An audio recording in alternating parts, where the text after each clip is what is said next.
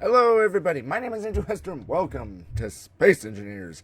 Now today I am here to show off my new planetary lander.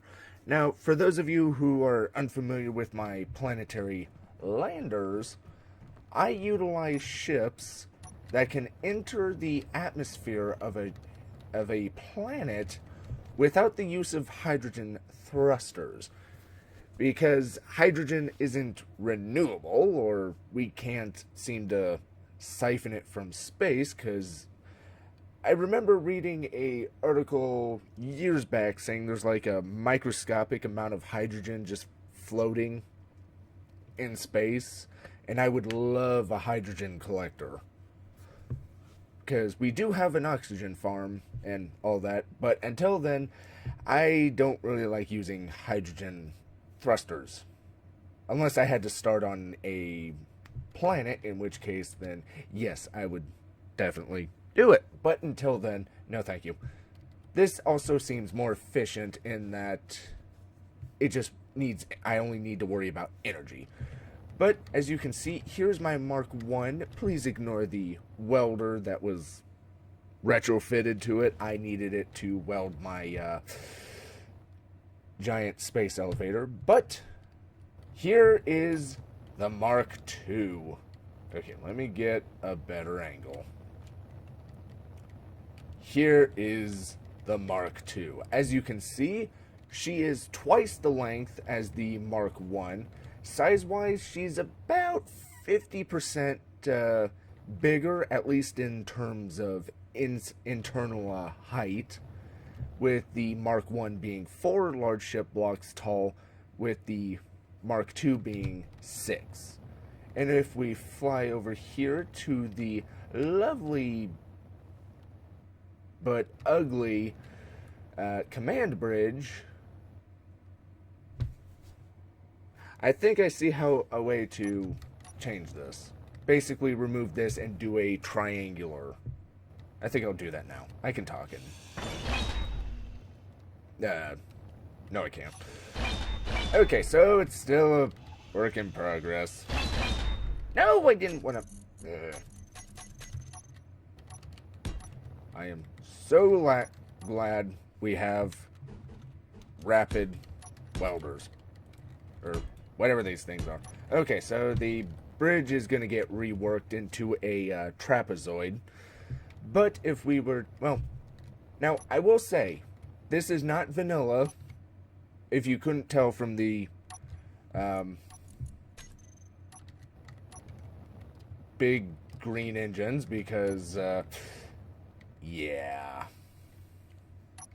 If you're new to the channel, then you clearly don't know why I prefer green and black. But that's beside the point. For now, it'll remain unpainted.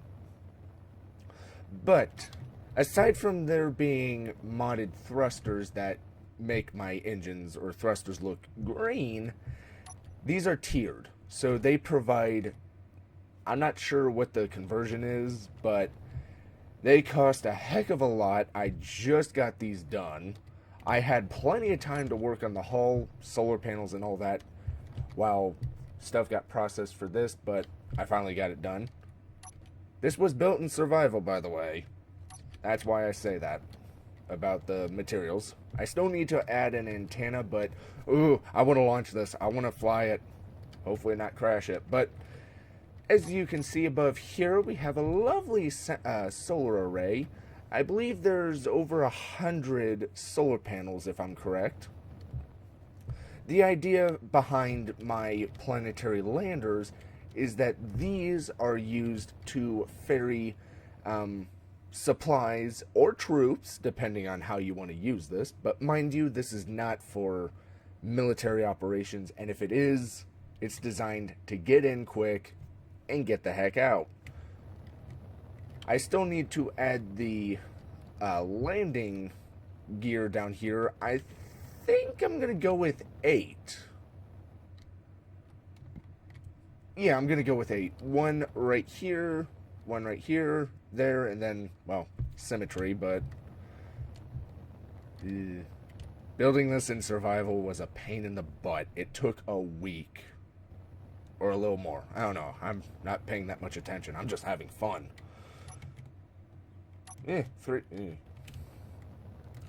I'm almost at 2,600 hours in space. This is sad. Anyway, so, as you can see, as we fly towards the thrusters up here, there's a secret. There's a secret hidden amongst these. In this one, we have batteries. And if I fly to the... If I fly to the other pair, or grouping, we have the oxygen generators. And below them are oxygen tanks. Basically, the idea being that, naturally, if you need to use ice for whatever reason, because... Well, I'll get to the because part later, but if you ever needed to use oxygen generators to make oxygen for... Because this is pressurized, it is hidden away behind the thrusters because I didn't want that area to go to waste. Now, looking back at it, I think I could have gone with gyroscopes, but I'll do that in my Steam released version. This version is going to remain mine. What I'm going to be doing with my survival series is going to be, I'll manufacture the ships in survival, and I was not aware of this, but I could go into creative tools and make this into a blueprint and then upload it. And when I do that, I'll just cut it from the world. Basically, I sold it, and you guys can use it then. Anyway, as we fly in here... Oh, I didn't show you the bottom. Right there is the reason why I say if you need to use the oxygen generators. Because the idea is planets such as... It's only the big planet right in front of me. Planets such as the alien planet, they have low oxygen, and even the Earth-like planet, way off in the distance over there, where it's high, you can siphon the oxygen from the atmosphere and go from a low state into a high state. So basically, whenever this goes to a planet, it would refill its oxygen tanks from the planet itself rather than using ice that might be needed elsewhere. So that's a cool feature that I like.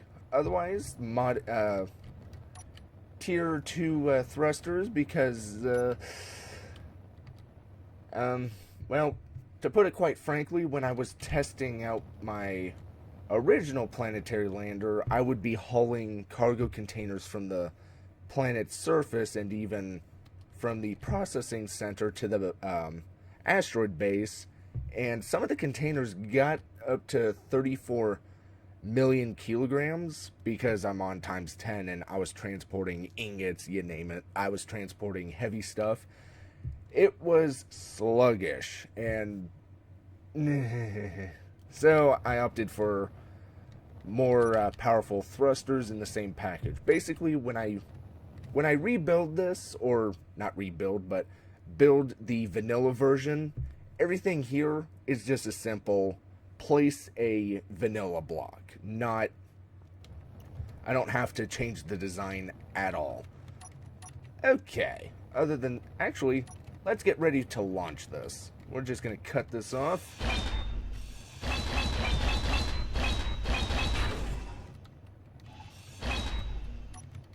Okay. I had to make sure that was finished just in case I needed to reattach. Fortunately, I'm a better pilot than I led on to be. Okay, now let's go inside. We do have an airlock system, but I opted to keep these open for ease of work because I had to work inside here. But as you can see, it is, well, the inside is lacking mainly because I'm not sure how to accommodate this just yet, and B, I needed to get an idea on what kind of space I had for the vanilla build for when I release this to you guys. And in the middle, I'm thinking this would be the cafeteria area.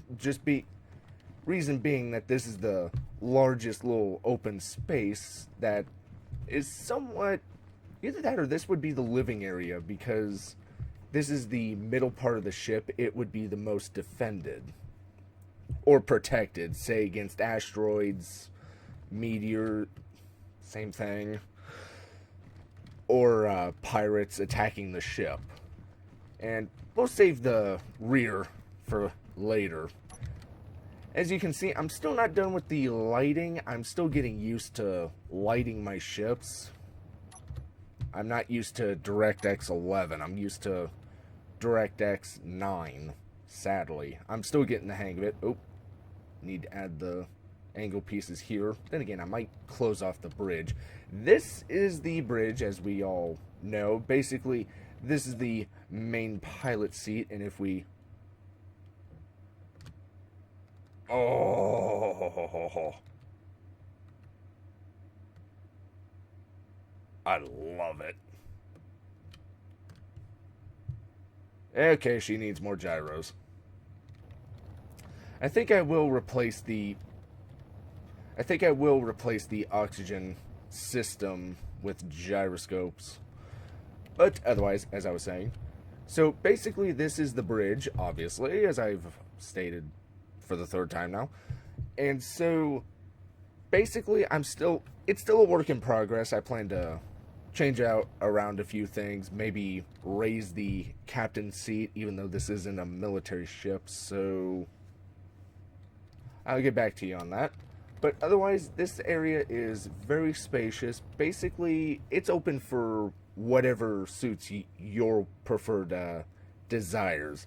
Me, I would probably have a cafeteria right here. Close this off. Well, I'm going to close that off anyway. Maybe a little seating area. That way you can get a nice, lovely view of space as this travels around the known universe, transporting civilians, engineers, well, same thing, but cargo, you name it. This area, as I said, would probably be living areas just because it's the best defended, while the back would probably also be living areas, or I don't know. But this is to hide the ugly conveyor system that goes from the oxygen tanks, although, I don't know, it's a nice feature. I really don't want to get rid of that. Of course, I could probably move the oxygen tanks in here. Yeah, I think I could do that. And if we fly into the designated engineering area, we have a hyperdrive and Star Wars inspired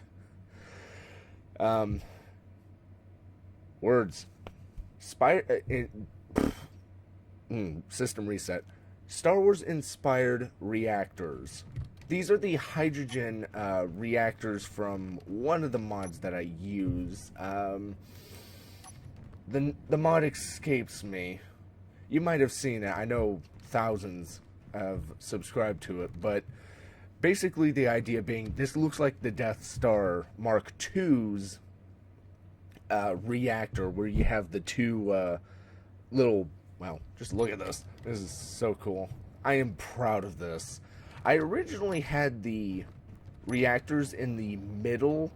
Again, the idea being to protect them, but then I decided I want an engineering area. Basically, if anything goes wrong, like, well, the reactors get damaged, you need to fix them. And I didn't want to close these off, so now you're able to do little spot welds here and there. Hyperdrive, well, I mean, look at this thing. This thing looks cool. I'm not sure how powerful this is. I want to say it's more...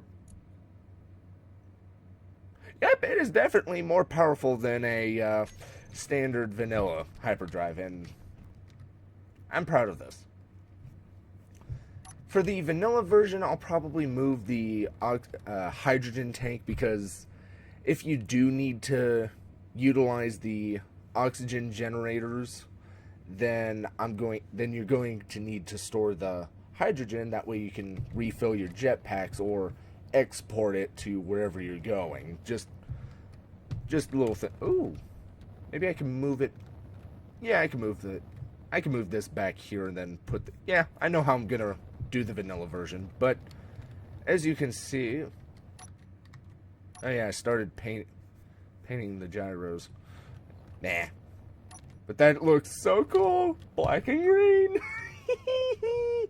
Anyway, so that is the engineering section in a nutshell. I did want to keep the conveyors kind of hidden, even though they're blatantly right there. I don't know. Like I said, I'll rework this, but some feedback would be nice, because you guys will be the buyer of this little ship. Otherwise, lighting, not my strong suit. I still need to add some more lights, but I am very proud of using hazard lights, indicating, hey, doors are right here. Otherwise, yeah, I know it's not much, but I'm quite proud of this. This is my first actual, well, aside from the acclimator, well, I never did finish the acclimator, but this is my first completed large ship, well, that's over 5 million kilograms in survival, and I am proud of it. Or at least I think. I don't know, I still need to look at my old computer's old world files, but I'm just ranting at this point. I would demonstrate this in a planetary atmosphere, but this thing still needs work, and we've all seen that the original does work, so I don't think a test is warranted. Just look at that profile. I quite like this. I suppose I could add more thrusters right here, just because going forward, I think I'll do that. But anyway, thank you all so much for watching. I hope you enjoyed this video. In a few weeks, there should be a this in the Steam Workshop, but I'll do a video on that for that version. But I just wanted to show you guys that, hey, something to look forward to, and hey, I'm proud of this. I know it's still boxy, and I don't think I'm gonna change the fact that it's boxy just because I like having the thrusters like that. But I don't know. I'm still tweaking on the design. But the Mark II is finished. Well, almost. Just a little touch up, but overall, it's fully pressurized. The hull is staying the same. It's just the interior that needs work.